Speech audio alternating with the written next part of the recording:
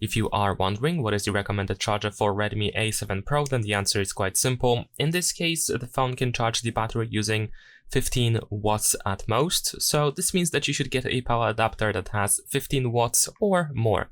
If you happen to get a power adapter that has less than 15 watts, that is completely fine. You will be able to use it in order to charge the phone as well. However, of course, there might be slight difference in the charging speed. So ideally you want to get 15 or more.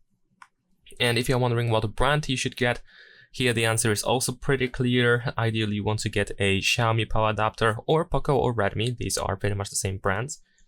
And if you don't want to get a Xiaomi power adapter for some reason, that is completely fine.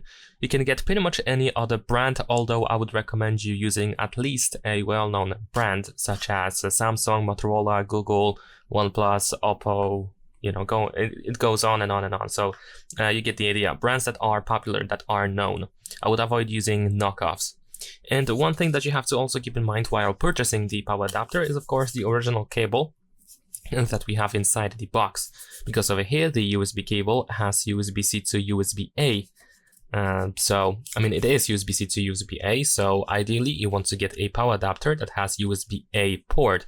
If you get a power adapter that has USB-C port, then generally speaking it is fine, but you have to change the cable as well, which might be just an additional hassle that is maybe not worth it. So if you have the option to get a USB-A power adapter, then this is what you should probably go for.